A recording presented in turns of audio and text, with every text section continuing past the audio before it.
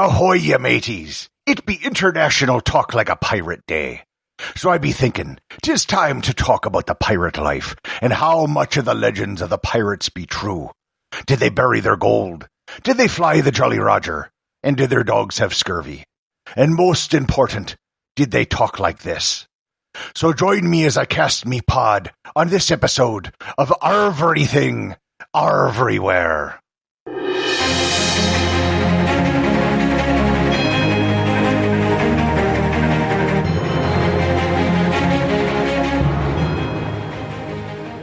This episode be sponsored by Audible. This episode is sponsored by Audible.com. My audiobook recommendation today is The Invisible Hook, The Hidden Economics of Pirates by Peter Leeson. The Invisible Hook takes readers inside the wily world of late 17th and early 18th century pirates. With swashbuckling irrelevance and devilish wit, Peter Leeson uncovers the hidden economics behind pirates' notorious, entertaining, and sometimes downright shocking behavior. Why did pirates fly flags of skull and bones? Why did they create a pirate code? Were pirates really ferocious madmen? And what made them so successful? The Invisible Hook uses economics to explain these and other infamous aspects of piracy. Leeson argues that the pirate customs we know and love resulted from pirates responding rationally to prevailing economic conditions in the pursuit of profits. You can get a free 1-month trial to Audible and 2 free audiobooks by going to audibletrial.com/everythingeverywhere or by clicking on the link in the show notes. At this point, you might be thinking, Gary, are you a pirate? Because you speak really fluent pirate. Well, I'm not a pirate. However, I did take 3 years of pirate in college, and I did a pirate immersion program in the island of Tortuga. Moreover, when I was younger, I used to listen to pirate radio, and I pirated software. So I think that makes me pretty much an expert. So, what's the deal with pirates? There's a whole collection of things that we associate with pirates. Treasure, parrots, hooks, eye patches, skull and crossbones, and of course, a very unique way of talking. Piracy goes back as far as humanity transporting things by ship. As soon as people began sending things by ship, there were other people on ships who wanted to take their stuff. The first historical references in history date back to the 14th century BC, when Assyrian pirates were documented in the Mediterranean. Julius Caesar was kidnapped by pirates, and then had them executed. Piracy wasn't unique to the Mediterranean. There were pirates in East Asia on the coast of China and Japan, as well as plenty in Southeast Asia and around South Asia as well. The first military action conducted by the United States of America outside of North America was attacking Barbary pirates, which attacked ships based in North Africa. However, for the purpose of this discussion, I am going to focus the rest of the episode on what is known as the Golden Age of Piracy, which took place in the late 17th and early 18th centuries in the Atlantic Ocean. All of the stereotypical things we associate with pirates came from this period. While piracy was technically all over the place, it was the Caribbean that was the hotbed of piracy during its golden age, and there were several reasons for this. For starters, this is where the money was. The Caribbean was where the vast majority of European foreign trade was happening. There were scads of wealth flowing through the region, not to mention all the Spanish silver and gold coming through the Caribbean from South America. Second, there were actual pirate ports in the Caribbean from which they could operate freely. Ports like Port Royal in Jamaica, Tortuga in what is today Haiti, and New Providence in the Bahamas. The origin of piracy in the region can be pointed at the various European governments, especially England.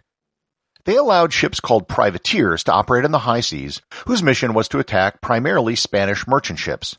The crown would take a cut, and the crew of the ship would get the majority of whatever they acquired. It was an easy, low-cost way for them to harass Spain. It was a short step from this to just attacking everything and keeping all of the money.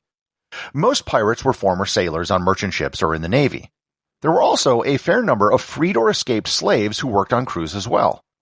In one case where we have data, the pirate ship Bartholomew Roberts was captured, and there were 75 black crew members on board out of 263. Despite their portrayals in movies, pirate ships were actually democracies. They were not run by tyrannical captains.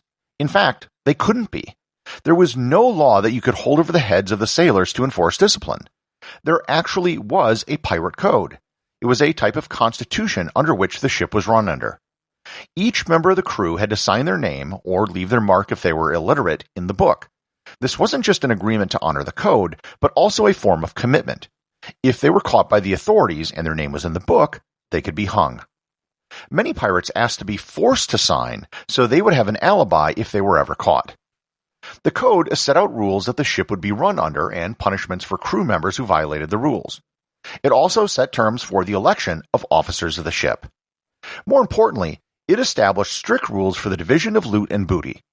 Everyone received an equal share except for the captain and quartermaster, who received 2 shares, the master, the boatswain, and the gunner, who received a share and a half, and other officers who got a share and a quarter. That being said, the life of a pirate wasn't great. These were almost always exclusively people from the fringes of society who couldn't find anything else. Conditions were horrible on the ship, the food was awful, and there was disease around every corner. That was all on top of the threat of constant death if they got caught. When attacking a ship, pirates would usually use deception, flying false flags until they could get close. Then they would fly their pirate flag in the hopes that the ship would surrender.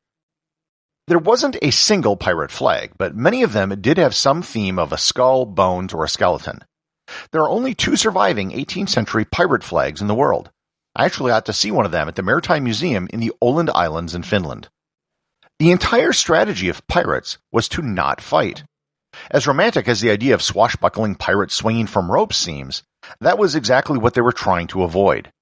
Occasionally, pirates would do horrific things to people on ships, precisely because they wanted to spread fear. If people told stories of pirates, that was great for the pirates because it decreased the likelihood that anyone would fight back. And if no one fought back, then no one got injured or killed. Likewise, they always tried to fight if they had to when they had a numerical advantage. One thing that is completely fictitious about pirates is the concept of buried treasure and treasure maps. The pirate code and the distribution of loot amongst the crew basically prevented anything like that from ever happening. This trope comes directly from the Robert Louis Stevenson book Treasure Island. There has never been a buried pirate treasure found anywhere. What about peg legs and hooks and eye patches? This has a modicum of truth. Amputation was a very common way of treating wounds back then. It was either eliminate the limb or risk infection, which could kill you. It's entirely possible that pirates would have had more limbs removed and eyes lost than normal people. Finally, let's address the big question. Did pirates talk like pirates? If real pirates appeared today, would they fit in well on Talk Like a Pirate Day? The real reason why we think pirates talk like pirates can be traced entirely to a single person, Robert Newton. Robert Newton was a British actor from the 20s through the 50s who starred in the 1950 Walt Disney film Treasure Island, playing the role of Long John Silver. Newton grew up in Dorset, England, and went to university in Cornwall. He basically took a West Country English accent, turned it up to 11, and added his own piratey stuff to it to make it his own. He reprised the role in a 1954 movie, Long John Silver, and then in a TV series by the same name. His performance was so iconic that he pretty much set the bar for what being a pirate was. The area of England that Newton got the accent from was well represented among seafarers, and there might have been some pirates that sort of talk like that. But in reality, there would have been a wide variety of accents. International Talk Like a Pirate Day was established in 1995 by John Old Chumbucket Bauer and Mark Cap'n Slappy Summers. It was just intended as a joke, and it didn't get very far until 2002, when it was adopted by newspaper columnist Dave Barry. Robert Newton, of Long John Silver fame, has been dubbed the patron saint of International Talk Like a Pirate Day. In response to the day, December 5th was dubbed International Ninja Day, to honor ninjas, which are the mortal enemies of pirates. Since then, International Talk Like a Pirate Day has grown into a thing. Big enough, I guess, for someone like me to do an episode on it. The associate producers of Everything Everywhere Daily are Peter Bennett and Thor Thomsen. If you'd like to support the show, please join the list of patrons over at patreon.com. And also remember, if you leave a review or send me a question, you too can have it read on the show.